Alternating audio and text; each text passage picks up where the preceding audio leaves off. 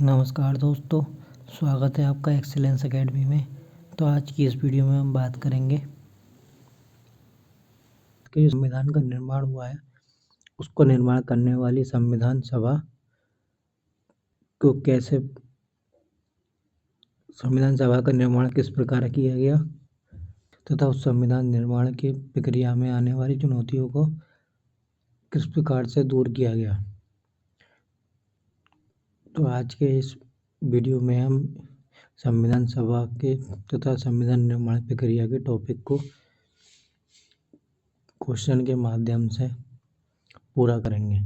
तो ये topic Indian polity में आता है तथा ये आने वाले यूपीआरओ एआरओ पेपर के लिए इम्पोर्टेंट है तथा इसके साथ ही किसी भी प्रकार के कॉम्पिटिटिव एग्ज़ाम जिसमें पॉलिटी आती है उसके लिए ये महत्वपूर्ण क्लास है।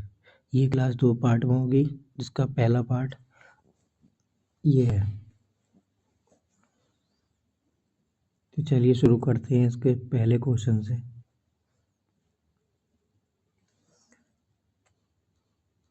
तो इसका पहला क्वेश्चन है भारत के लिए संविधान की रचना हेतु संविधान सभा का विचार निम्न में से सर्वप्रथम किसने प्रस्तुत किया था। क्वेश्चन है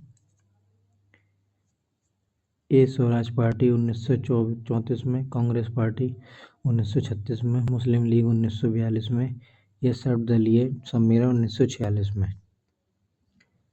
तो ये जो सबसे पहले जो इसका प्रस्तुत किया गया था वो किया गया था स्वराज पार्टी 1934 में।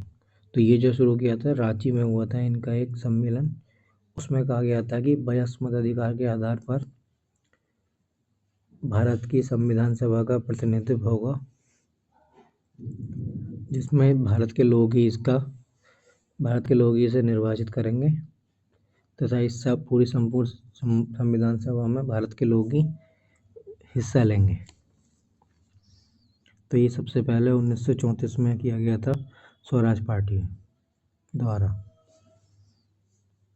चलिए अगला क्वेश्चन देखते हैं। तो अगला क्वेश्चन है कि स्वतंत्रता के पूर्व के दिनों में प्रारंभ में किसने संविधान निर्मात्री सभा का विचार प्रस्तुत किया था। तो संविधान निर्मात्री सभा का विचार सबसे पहले प्रस्तुत किया था एम.एन. रॉय ने। तो ये वही है जो 1934 में स्वराज पार्टी थी, उस समय इसका ही विचार प्रस्तुत किया गया था एम.एन. रॉय द्वारा। अगला क्वेश्चन देखते हैं। एक निर्वाचित संविधान सभा द्वारा भारत के संविधान का निर्माण करने का प्रस्ताव किया गया था। तो इसमें ये पूछ रहा है कि ऐसी कौन सी कमेटी थी या कौन सा अधिनियम था जिसके द्वारा संविधान सभा के निर्माण की बात कही गई थी। तो इसमें ऑप्शन है साइमन कमीशन, भारत सरकार अधिनियम 1935, क्रिप्स मिशन द्वारा, कैबिनेट मिशन यानी ब्रिटिश कैबिनेट डेलीगेशन द्वारा। तो इसका जो आंसर होगा वो होगा ऑप्शन सी, क्रिप्स मिशन द्वारा। तो क्रिप्स मिशन आया था 1942 में। 1942 में क्रिप्स मिशन आया था। इसमें ही कहा गया था कि सबसे पहले इसमें ही कहा गया था कि संविधान सभा का निर्माण किया जाएगा ब्रिटिश। चलिए अगला क्वेश्चन देखते हैं। जैसे कि इसमें भी लिखा है कि एक निर्वाचित संविधान सभा द्वारा भारत के संविधान का निर्माण करने का प्रस्ताव सर्वप्रथम इसमें 1942 में क्रिप्स मिशन द्वारा लिया गया था। इसमें यह भी कहा गया था कि द्वितीय विश्व युद्ध समाप्त होने के बाद ही इसका निर्माण किया जाएगा। अगला क्वेश्चन देखते हैं। अगला क्वेश्चन है कैबिनेट मिशन योजना के अंतर्गत संविधान निर्मात्री परिषद में प्रत्येक प्रांत को आवंटित सदस्य संख्या निर्धारित करने के लिए एक प्रतिनिधि कितनी जनसंख्या के अनुपात में था।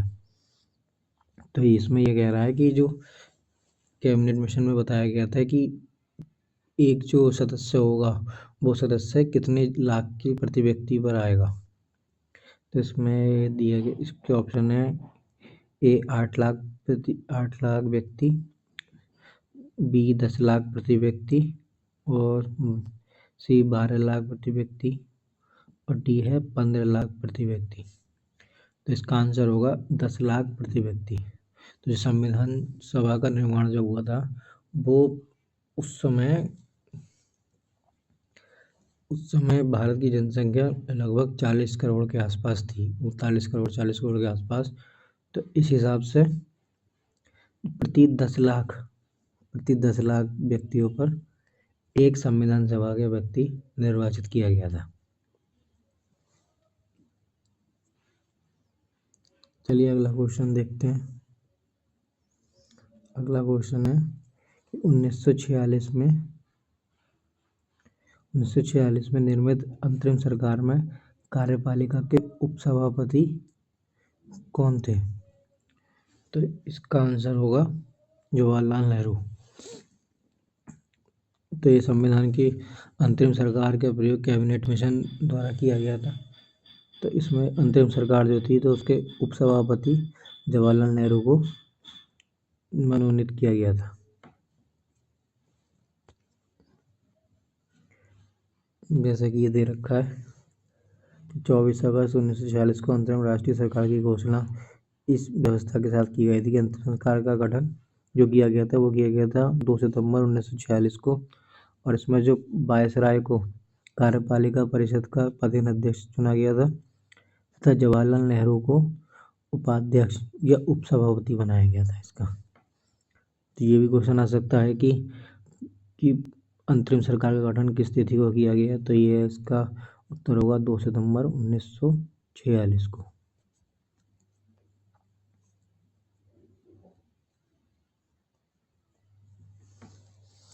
चलिए अगला क्वेश्चन देखते हैं।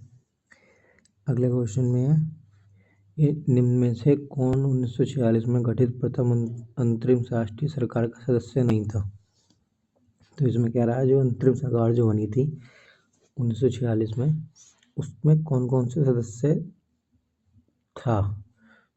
ठीक है, तो इसमें सी राजगोपालाचारी, राजेंद्र प्रसाद, एस राधाकृष्णन, जगजीवन राम।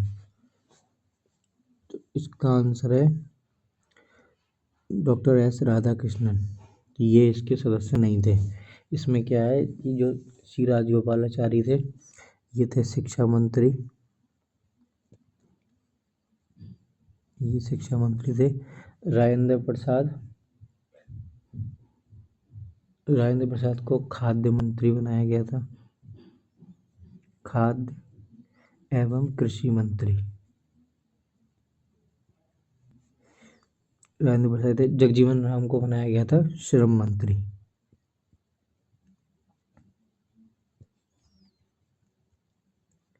तो इसी प्रकार से ये तीनों मंत्री थे अंतरिम सरकार में। एस राधाकृष्णन को इसमें नहीं बनाया गया था। चलिए अगला क्वेश्चन देखते हैं। अगला क्वेश्चन है इसका कथन है बेबेल योजना के अनुसार कार्यकारी परिषद में हिंदू और मुस्लिम सदस्यों की संख्या समान होनी थी। इसका कारण है बेबेल का विचार था कि ऐसी व्यवस्था से भारत का बंटवारा बच जाता। इसके ऑप्शन है कथन तो कारण दोनों सही हैं तथा कारण इसका सही स्पष्टीकरण है। कथन 2 है, ऑप्शन 2 है कथन और कारण दोनों सही हैं किंतु कथन और कारण का सही स्पष्टीकरण नहीं है। ऑप्शन 3 है कथन सही है पर कारण गलत है और ऑप्शन 4 है कथन गलत है पर कारण सही है। तो इसका जो आंसर होगा वो है ऑप्शन 3। इसमें कथन तो ठीक है कि बेबेल योजना के अनुसार कार्यकारी परिषद में हिंदू और मुस्लिम सदस्यों की संख्या समान होनी थी, लेकिन जिसका कारण है वो गलत है कि इसका ये विचार नहीं था कि इससे भारत का बंटवारा बच जाता। इसका बस ये मानना था कि सभी को समान प्रतिनिधित्व होना चाहिए, तो इसलिए इसने हिंदू और मुस्लिमों की संख्या को समान रख की बात कही थी। इसका ये मानना बिल्कुल नहीं था कि इससे भारत का बंटवारा बच जाएगा। अगला क्वेश्चन देखते हैं। अगला क्वेश्चन है कि निम्न में से कौन सा कथन संविधान सभा के विषय में सत्य है। तो इसका पहला है कि वयस्क मताधिकार पर आधारित थी। पहला तो ये हो गया। दूसरा है वह प्रत्येक निर्वाचन का परिणाम थी। तीसरा है वह बहुदलीय निकाय थी। चौथा, उसने अनेक समितियों के माध्यम से कार्य किया। नीचे दिए गए कोटों से सही उत्तर का चयन कीजिए। इसका ऑप्शन है 1 और 2, बी 2 और 3, सी 3 और 4, डी है 1 2 3 4 सभी। तो सबसे पहले देखते हैं वह वयस्क मताधिकार प्राप्त थी, तो ये नहीं होगा, क्योंकि ये जो आधारित थी इसमें क्या था कि जो विधानसभा के सदस्य जो हैं वह अप्रत्यक्ष रूप से प्रति 10 लाख जनसंख्या पर एक एक सदस्य को निर्वाचित करेंगे जो संविधान सभा का सदस्य होगा।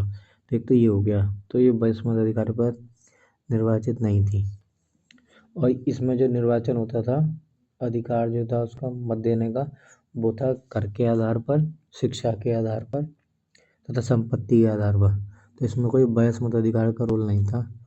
कर कर देने वाले के आधार पर था, शिक्षा कैसी है उसकी इसके आधार पर था, तथा संपत्ति कि कितनी संपत्ति है उसके पास में, तो उस आधार पर मत दिया जाता था। इसका ऑप्शन 2 है, तो इसका पहला गलत हो गया। वह प्रत्येक निर्वाचन का परिणाम थी, तो इसमें डायरेक्ट इलेक्शन नहीं हुआ था। जैसे बताया था कि विधानसभा जो थी उसके द्वारा सदस्यों का निर्वाचन किया जाता है, तो यानी कि डायरेक्ट इलेक्शन नहीं हो गया, नहीं होगा। ऑप्शन 3 है बहुदलीय निकाय थी, तो हाँ बहुदलीय निकाय होगी, क्योंकि विभिन्न प्रांत से विधानसभा से लोग आए थे, तो ये बहुदलीय हो सकता है। उसने अनेक समितियों के माध्यम से कार्य किया, तो ये भी ठीक है, क्योंकि इसमें संविधान सभा के में विभिन्न सारी समितियाँ थी जिसके माध्यम से संविधान का निर्माण हुआ। जैसे झंडा समिति हो गई और प्रांतीय समिति हो गई, तथा एक हो गई प्रारूप समिति। तो इसी प्रकार से जो समितियाँ थी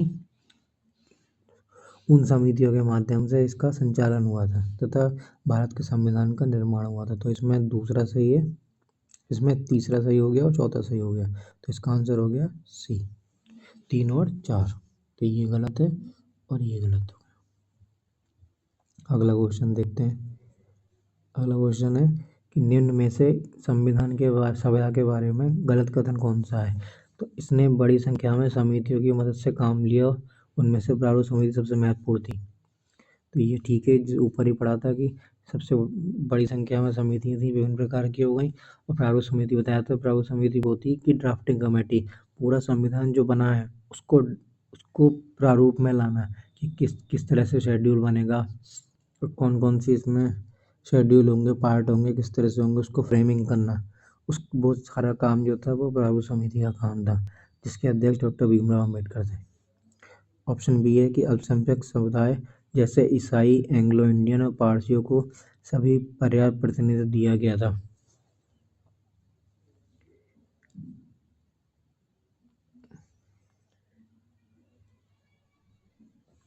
तो ये भी ठीक है कि इसमें एंग्लो इंडियन थे, पारसी थे, सभी को प्रतिनिधित्व दिया गया था। ऑप्शन 3 है इसका निर्वाचन सार्वभौम वयस्क मताधिकार के आधार पर किया गया था। तो इसका निर्वाचन सार्वभौम वयस्क मताधिकार के आधार पर किया गया है, तो ये ऑप्शन गलत होगा, क्योंकि ऊपर ही पढ़ा था कि इसमें जो मताधिकार का प्रयोग करने का जो था वो क्या कहते हैं, शिक्षा के आधार पर था, संपत्ति के आधार पर था और कर के आधार पर था, तथा इसका जो किया गया था, जो चुने गए थे सदस्य, वो विधानसभा द्वारा अप्रत्यक्ष रूप से चुने गए थे। ऑप्शन डी है इसकी चुनाव प्रक्रिया 1935 के अधिनियम की 6 अनुसूची पर आधारित थी, कर, संपत्ति, शैक्षणिक योग्यता के आधार पर, यही था। तो ये भी ठीक हो गया, तो इसका ये ठीक है, ये ठीक है, ये ठीक है, ये आंसर, तो इसका आंसर होगा सी। अगला क्वेश्चन देखते हैं। अगला क्वेश्चन है भारत के संविधान का प्रारूप तैयार करने वाली संविधान सभा के सदस्यों को किसने नामित किया था। ब्रिटिश संसद द्वारा नामित किया गया था, ये नहीं होगा।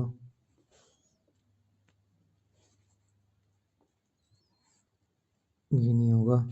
गवर्नर जनरल द्वारा नामित किया गया था, ये भी नहीं होगा। भारतीय राष्ट्रीय कांग्रेस मुस्लिम लीग द्वारा चुना गया था, ये भी नहीं होगा।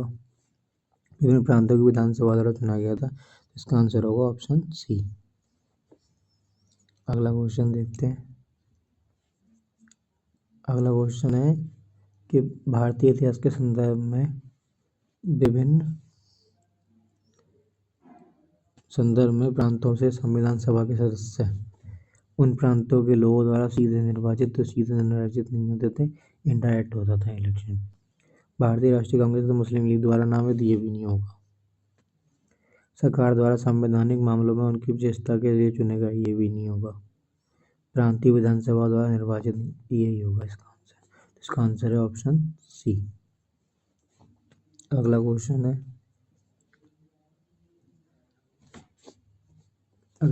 है संविधान सभा के चुने हुए स्थायी अध्यक्ष कौन थे? तो इसके जो स्थायी अध्यक्ष होंगे, अम्बेडकर नहीं थे इसके अध्यक्ष, सच्चिदानंद सिन्हा भी नहीं थे, एस राधाकृष्णन भी नहीं थे। इसके अध्यक्ष थे डॉक्टर राजेंद्र प्रसाद। तो इसके बारे में जानकारी हम आगे देखते हैं। तो ये दिया गया है कि 9 दिसंबर 1946 को संविधान सभा की पहली बैठक हुई। तो पहली बैठक में क्या था कि जैसे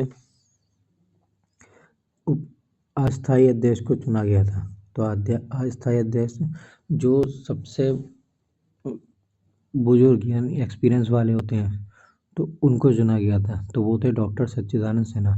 तो इनका चुनाव हुआ था वो 9 दिसंबर 1946 को हुआ था। इसके 2 दिन बाद ही जब इन्होंने सबको शपथ दिला दी, तो 11 दिसंबर 1946 को संविधान सभा ने डॉक्टर राजेंद्र प्रसाद को निर्विरोध संविधान सभा के स्थायी अध्यक्ष के रूप में निर्वाचित किया था। तो ये जब भी संविधान सभा की बैठक होती थी, उसमें ये डॉक्टर राजेंद्र प्रसाद एक सभापति के रूप में अपना पदभार संभालते थे। चलिए अगला क्वेश्चन देखते हैं। अगला क्वेश्चन है भारत के संविधान निर्मात्री सभा के अध्यक्ष कौन थे? भारत के संविधान निर्मात्री सभा, इसके अध्यक्ष थे डॉक्टर राजेंद्र प्रसाद। जैसे बताया था कि जो भी मीटिंग होती थी संविधान सभा में, जितनी बैठकें हुई हैं, तो उसका जो अध्यक्ष थे वो डॉक्टर राजेंद्र प्रसाद को बनाया गया था, क्योंकि भीमराव अम्बेडकर जो थे वो थे प्रारूप समिति के अध्यक्ष, उनको ड्राफ्टिंग का काम दिया गया था। जवाहरलाल नेहरू को अन्य विभिन्न समितियों का अध्यक्ष बनाया गया था। संविधान निर्मात्री सभा के अध्यक्ष ये नहीं थे। अगला क्वेश्चन है संविधान सभा के प्रथम मनोनीत उपसभापति। तो इसका मनोनीत थे यानी कि ये इलेक्टेड थे। तो ये इलेक्टेड टी कृष्णामाचारी नहीं थे, बीटी कृष्णामाचारी नहीं थे, एच.सी. मुखर्जी भी नहीं थे। इसका आंसर होगा फ्रैंक एंथनी। फ्रैंक एंथनी को उपसभापति बनाया गया था। ये है, इसके बारे में ये है कि संविधान सभा के प्रथम अस्थायी उपसभापति फ्रैंक एंथनी थे। इनको 9 दिसंबर 1946 को सभापति यानी कि अध्यक्ष थे उस समय के सच्चिदानंद सिन्हा स्थायी तौर पर जो थे, तो इन्होंने मनोनीत किया था।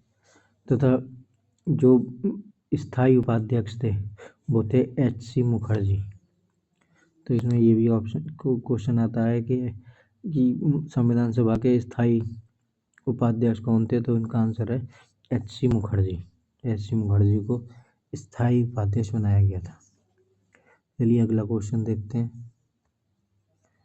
अगले क्वेश्चन में है कि भारत के संविधान देने का प्रस्ताव संविधान सभा द्वारा पारित किया गया। तो यानी कि जब पूरा संविधान बन गया, तो उसको भारत को संविधान देने के बाद सबसे पहले कौन से किस प्रस्ताव में की गई थी? तो इसका आंसर है 22 जनवरी 1947।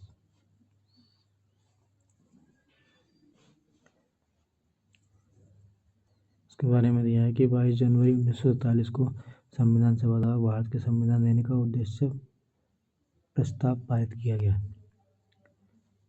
तथा इसका जो उद्देश्य का प्रस्ताव था वो 13 दिसंबर तथा इसका जो उद्देश्य प्रस्ताव था वो 13 दिसंबर 1946 को संविधान सभा में जवाहरलाल नेहरू द्वारा पेश किया गया था।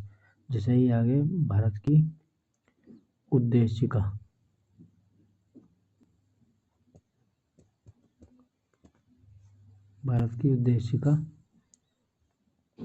यानी कि प्रस्तावना। तो ये थे इस आज के कुछ महत्वपूर्ण का इस टॉपिक से। इसका अगला पार्ट इसके बचे हुए क्वेश्चन को अगले पार्ट में लिया जाएगा। आई होप आपको वीडियो पसंद आया होगा। अगर आपको वीडियो पसंद आया है तो लाइक करें तथा चैनल को सब्सक्राइब करें। धन्यवाद।